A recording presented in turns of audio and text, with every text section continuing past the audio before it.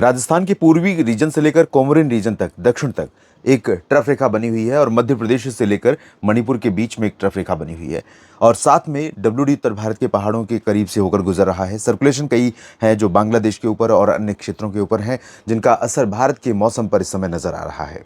नमस्कार, आप देख रहे हैं नेशनल वेदर बुलेटिन मौसम तक यूट्यूब चैनल और मौसम तक फेसबुक पेज पर। मैं हूं देवेंद्र त्रिपाठी। इस वीडियो में बात करेंगे 3 मई 2026 के मौसम की।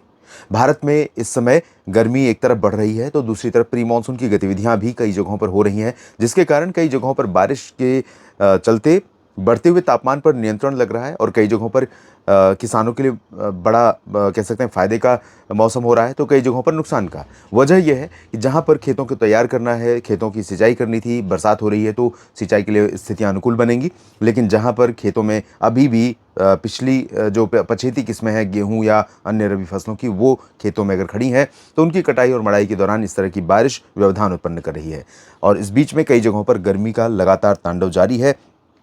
आज भी बाड़मेर राजस्थान में 44 और 45 डिग्री सेल्सियस के बीच में तापमान रिकॉर्ड किया गया। सबसे ज्यादा गर्मी राजस्थान से लेकर गुजरात और मध्य प्रदेश तथा महाराष्ट्र के भागों में रही। बादल भी कम है जहां पर आर्द्रता वाली हवाओं का प्रवाह ठहर नहीं रहा है सरफेस पर और एटमॉस्फेयर में टेम्परेचर भी बढ़ा हुआ है।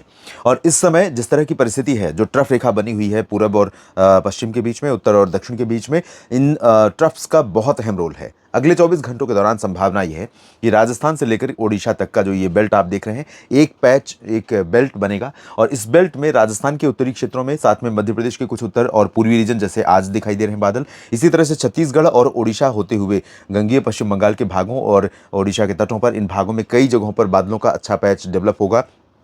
उत्तर के पहाड़ों पर जम्मू कश्मीर से लेकर हिमाचल प्रदेश और उत्तराखंड, यहाँ पर बादलों का अच्छा पैच बनेगा और साथ में फुटहिल्स पर बनेगा बिहार तक, बिहार और उत्तर प्रदेश के तराई वाले जिलों पर, और साथ में उत्तर प्रदेश के कई मध्य क्षेत्रों में भी बादलों का पैच बनेगा जो बरसात देने में सक्षम होंगे। और कल से ज़्यादा संभावनाएं 4 मई के दिन रहेंगी, यानी सोमवार के दिन, जब उत्तर प्रदेश के कई जिलों पर बरसात काफ़ी ज़्यादा हो सकती है। और उत्तर प्रदेश ही नहीं बल्कि पूरा जो Gangetic plains, Indo Gangetic plains है, ये जो गंगा का मैदानी बेल्ट है, यहाँ पर कई जगहों पर व्यापक वर्षा उस दौरान हो सकती है 4 मई के आसपास। और ये प्री मानसून की गतिविधियाँ भारत में कई जगहों पर अभी आने वाले दिनों में जारी रहने वाली हैं। इसके क्या फ़ायदे क्या नुकसान होंगे आने वाले दिनों में, समय जैसे जैसे बढ़ता जाएगा, क्या ये मानसून के आने में कहीं बाधा बन सकती है या मानसून के अराइवल में इसका सपोर्ट रहेगा, इसके बारे में भी हम अलग से बात करेंगे। क्योंकि माना यह जाता है प्रायः कि जब धरती गर्म हो रही होती है तो उस दौरान हिंद महासागर में जब मानसून की हवाएं अपना आकार ले रही होती हैं, अपनी क्षमता और अपनी एनर्जी को इकट्ठा कर रही होती हैं, तो उस दौरान जैसे जितनी ज़्यादा हीट यहाँ पर गर्मी रहेगी सरफेस पर, हवा में, भारत के ज़मीनी भागों पर, उतनी ही जल्दी वो हवाएं आकर्षित होंगी और मानसून इस तरह से शुरू होगा। कभी कभी इसके विपरीत भी होता है कि भले मई में भी अच्छी प्री मानसून बारिश हो रही हो और टेम्परेचर कम हो सरफेस पर, धरती की सतह पर भी और हवा में भी, तब भी मानसून समय पर आ जाता है। और इस बार अनुमान यह है कि मानसून इस बार समय से पहले दस्तक दे सकता है भारत में, अंडमान व निकोबार द्वीप समूह पर भी और केरल में भी। केरल में 1 जून को आता है, इधर 20 मई के आसपास मानसून का अराइवल होता है। पिछले साल बहुत पहले आ गया था और इस बार भी संभावना पहले आने की है। तो आइए जानते हैं क्या संभावनाएं दिखाई पड़ रही हैं अगले 24 घंटों में, और पहले हवाओं की स्थिति देख लेते हैं। हवाएं देखिए, जो उत्तर भारत का मैदानी क्षेत्र है इंक्लूडिंग पाकिस्तान का सेंट्रल पोर्शन, यहाँ पर आप देखिए तो सर्कुलेशन एक बना हुआ है। कुछ उत्तर और उत्तर पश्चिम की हवाएं और साथ में कुछ बंगाल की खाड़ी की हवाएं, फिर अरब सागर की हवाएं यहाँ पर पहुँचने के बाद ऊपर की तरफ शिफ्ट हो रही हैं। तो जो नमी का प्रवाह भारत के ज़मीनी भागों पर, मध्य क्षेत्रों में, पूर्वी भागों में या उत्तर भागों में पहुँच रहा है, वो कहीं ना कहीं क्लाउड फॉर्मेशन यानी बादल को बनाने में बहुत अहम भूमिका अदा कर रहा है और इसी वजह से भारत के कई हिस्सों पर बरसात की संभावना भी बन रही है। आपको ये भी बता दूं कि अगले 24 घंटों में यानी 3 मई के दिन, रविवार के दिन, संभावना, आशंका, दोनों कह सकते हैं, क्योंकि आशंका बेहतर शब्द रहेगा क्योंकि इससे नुकसान होने की संभावना है, आशंका है। यहाँ पर जम्मू कश्मीर, हिमाचल के दक्षिणी क्षेत्रों से लेकर दिल्ली और पश्चिमी उत्तर प्रदेश तथा हरियाणा, पंजाब और राजस्थान के कुछ उत्तरी रीजन पर कुछ हिस्से ऐसे हो सकते हैं और साथ में उत्तर प्रदेश का बुंदेलखंड रीजन जो है, जहां पर तूफानी रफ्तार की हवाएं चल सकती हैं। और ये सारे प्री मानसून के फीचर हैं। आपने देखा होगा, मुझे सन याद नहीं आ रहा है, भरतपुर और आगरा का जो बेल्ट है, ये वाला राजस्थान और उत्तर प्रदेश का सटा हुआ, यहाँ पर शायद 2015 या 16 की बात है, जब इतना भयंकर तूफान मई में आया था कि यहाँ पर मुझे लगता है कि दर्जनों लोगों की मौत हुई थी और बहुत भयंकर तूफान आने के कारण यहाँ पर जान और माल का दोनों का नुकसान हुआ था। घर उड़ गए थे, उजड़ गए थे। बहुत जो छप्पर वाले घर होते हैं वो बहुत बड़े पैमाने पर डिवेस्टेटिंग सिचुएशन बनी थी। पोल, पेड़, सब कुछ तहस नहस हो गया था। तो ऐसी स्थितियां, ऐसा प्रेशर क्रिएट होता है कई बार प्री मानसून सीजन में। तो हालांकि ऐसी आशंका नहीं है ऐसे भयंकर, लेकिन संभावनाएं रहेंगी, आशंकाएं रहेंगी। और बंगाल की खाड़ी से पूर्वोत्तर क्षेत्रों की तरफ पहुंचने वाली पर्याप्त मात्रा की नमी यहाँ पर भी काफ़ी एक्टिव वेदर कंडीशन का कारण बन रही है। तो पूर्वोत्तर से ही शुरुआत करते हैं, जहाँ पर मेघालय और त्रिपुरा, मणिपुर, मिजोरम, इन क्षेत्रों में, 4 राज्यों में दक्षिण के यहाँ पर मध्यम से भारी वर्षा हो सकती है। इससे पहले आपने देखा होगा कि उत्तरी क्षेत्रों में अरुणाचल, असम और नागालैंड तथा सिक्किम में ज़्यादा बारिश हो रही थी, इधर नीचे की तरफ कम हो रही थी।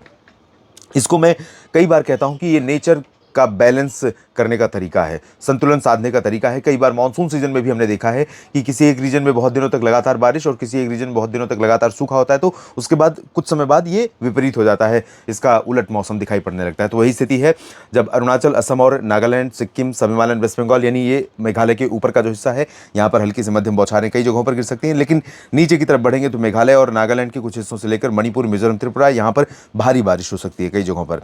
इधर बिहार और झारखंड, पश्चिम बंगाल तथा ओडिशा, छत्तीसगढ़, ये जो मध्य और पूर्व का रीजन है, यहाँ पर भी कई जगहों पर बरसात होने की संभावना है। और यहाँ पर जिस तरह से बादल आज दिखाई पड़ रहे हैं साउथ पेनिनसुलर रीजन पर या पूर्वी और मध्य भारत के भागों के ऊपर, उससे ज़्यादा बादल कल यहाँ पर बनते हुए दिखाई पड़ रहे हैं। जब संभावना है कि अंबिकापुर में भी और राउरकेला, केंदुझार, बारीपादा, कटकपुरी, पारादीप में और बोलानगीर, फुलबनी, भवानीपटना, केंद्रपाड़ा, इन सभी जगहों पर बरसात हो सकती है। रांची, जमशेदपुर, दुमका, देवघर, डाल्टनगंज, कोलकाता समेत गंगेय पश्चिम बंगाल और पूर्वी बिहार तथा तराई वाले बिहार के भागों में कई जगहों पर हल्की से मध्यम बौछारें गिर सकती हैं, तूफानी हवाएं चल सकती हैं, बादलों की गर्जना हो सकती है और लाइटनिंग थंडरस्टॉर्म की घटनाएं, थंडरस्टॉर्म मतलब गर्जना ही है, लाइटनिंग यानी बिजली चमकने और बिजली गिरने की घटनाएं हो सकती हैं। तो सावधानी बरतने की आवश्यकता इस पूरे रीजन में है, इंक्लूडिंग रायपुर और बीजापुर, सुकमा, दंतेवाड़ा। मध्य भारत के बाकी भागों में यानी मध्य प्रदेश, महाराष्ट्र और ये गुजरात का जो रीजन है, गोवा का क्षेत्र है, यहाँ पर अभी भी बहुत ज़्यादा एक्टिविटी नहीं हो रही है। लेकिन इसके बावजूद संभावना है कि गुना से लेकर सागर और जबलपुर तथा इधर छिंदवाड़ा, नर्मदापुरम, नरसिंहपुर, रीवा, सीधी, सिंगरौली, सागर, सतना, पन्ना, ग्वालियर, गुना, यहाँ पर निवाड़ी, टीकमगढ़, दतिया, इन भागों में कई जगहों पर वर्षा होने की संभावनाएं बन सकती हैं। यहाँ पर भी बादल कई जगहों पर डेवलप होंगे और साथ में हवाएं भी चलेंगी। हवाएं यहाँ भी तेज चल सकती हैं क्योंकि बुंदेलखंड रीजन उत्तर प्रदेश का प्रभावित होगा, तो मध्य प्रदेश में भी इसका असर रहेगा। जबकि गुना और सागर, बैतूल से दक्षिण पश्चिम में भोपाल, उज्जैन, इंदौर, देवास, खरगोन, खंडवा, नीमच, रतलाम, धार, मंदसौर, ये वाला जो दक्षिण पश्चिम का हिस्सा है, यहाँ पर ड्राई वेदर संभावित है। और एंटायर मराठवाड़ा, मध्य महाराष्ट्र और कोंकण गोवा, इंक्लूडिंग गोवा, मुंबई और रत्नागिरी, रायगढ़, सिंधुदुर्ग, सतारा, सांगली, पुणे, नासिक, नंदुरबार, धुले, जलगांव, संभाजीनगर, अहिल्यानगर, नांदेड़, बीड, जालना, हिंगोली, लातूर और अकोला, अमरावती, वर्धा, यवतमाल, नागपुर, भंडारा, गोंदिया, चंद्रपुर, गढ़चिरौली, एंटायर रीजन में ड्राई वेदर की एक्सपेक्टेशन है। नागपुर, चंद्रपुर, गढ़चिरौली, ये वाला भंडारा, गोंदिया का जो पूर्वी रीजन है विदर्भ का, यहाँ पर कुछ बूंदाबांदी हो सकती है और बूंदाबांदी की संभावनाएं यहाँ पर भी और गुजरात में भी बन सकती हैं। बादल बन सकते हैं लेकिन पॉसिबिलिटी बहुत रेयर है। मुख्यतः गर्मी की संभावना ही यहाँ पर दिखाई पड़ रही है। मेहसाना, पाटन से लेकर अहमदाबाद, वडोदरा, सूरत, वलसाड़, नवसारी, डांग, तापी, भरूच और राजकोट से लेकर द्वारका, कच्छ, इन सभी भागों पर भी ड्राई वेदर ही संभावित है।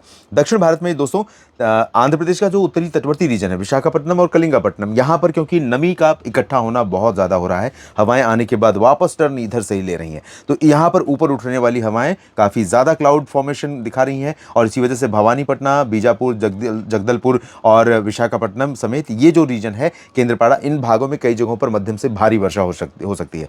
बाकी तटीय आंध्र प्रदेश या रायलसीमा और तेलंगाना तथा कर्नाटक के दक्षिणी आंतरिक रीजन, तमिलनाडु और केरल, यहाँ पर भी बारिश की इंटेंसिटी में बढ़ोतरी हो रही है। यहाँ भी कई जगहों पर बादल काफी घने बन सकते हैं और बारिश गर्जना के साथ हो सकती है। उत्तरी आंतरिक कर्नाटक में ज्यादा चांसेस नहीं है।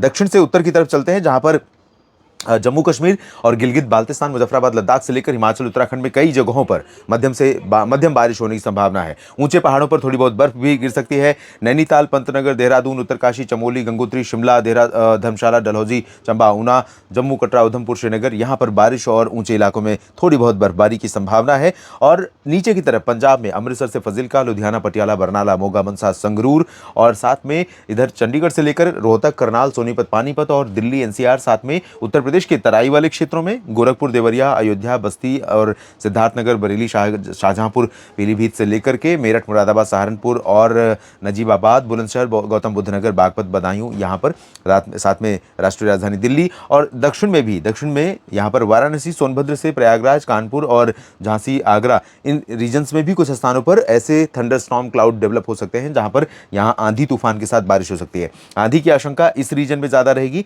वाराणसी से लेकर आगरा और अलीगढ़ के बीच में, ग्वालियर और रीवा सीधी सिंगरौली के बीच में, और साथ में यहाँ पर गुरुग्राम, फरीदाबाद, पलवल से लेकर नोएडा, गाजियाबाद, दिल्ली, करनाल और पटियाला से लेकर फजिल्का तथा श्रीगंगानगर, बीकानेर और अजमेर, जयपुर, सवाई माधोपुर, यहाँ पर आंधी तूफान की आशंका बहुत ज्यादा तेज रहेगी। और साथ में बीकानेर से नीचे का जो हिस्सा है दक्षिण का राजस्थान का, सवाई माधोपुर, भीलवाड़ा, उदयपुर, डूंगरपुर, जालौर, प्रतापगढ़, माउंट आबू, यहाँ पर मुख्यतः शुष्क मौसम रहेगा। तो गर्मी हो या ये प्री मानसून की एक्टिविटी, दोनों ही थोड़ी सी चैलेंजिंग है, थोड़ी सी नहीं बल्कि मैं कहूँगा कि चैलेंजिंग है। तो इस चुनौतीपूर्ण मौसम में सावधानी ही सबसे बेहतर विकल्प है। सावधानी रखिए और लोगों को जागरूक रखिए। जब मौसम बिगड़े तो खुले में आप साइकिल से चले जा रहे हैं, बाइक से चले जा रहे हैं, गाड़ी से चले जा रहे हैं, मत जाइए। कोशिश कीजिए एक ठोस शेल्टर, ठोस मकान है, स्कूल की बिल्डिंग है, कोई सामुदायिक भवन है या कुछ ऐसा स्थान है जहां पर आप अपने आप को सुरक्षित महसूस करें, वहां पर आप ठहरें, वहां पर रुकें। जहां लाइटनिंग की घटना कम होने की आशंका रहे, जहां पर बिजली गिरने, तेज़ हवाओं के कारण छप्परों के या किसी सामान के उड़ के रास्ते में आने की आशंका कम रहे, ऐसी जगहों पर ज़रूर सेफ स्थान पर, सुरक्षित स्थान पर ज़रूर रहें। लोगों को अवेयर भी ज़रूर कीजिए, क्योंकि कई बार लोग इन चीज़ों को बहुत लाइटली लेते हैं और शिकार भी होते हैं। इस वीडियो में फिलहाल इतना ही। जानकारी ठीक लगी है तो वीडियो को लाइक और शेयर करिएगा, कमेंट सेक्शन में अपनी बात लिखिए और चैनल को सब्सक्राइब कर लीजिए। साथ ही मौसम तक फेसबुक पेज पर भी आप मुझे फॉलो कर सकते हैं। नमस्कार।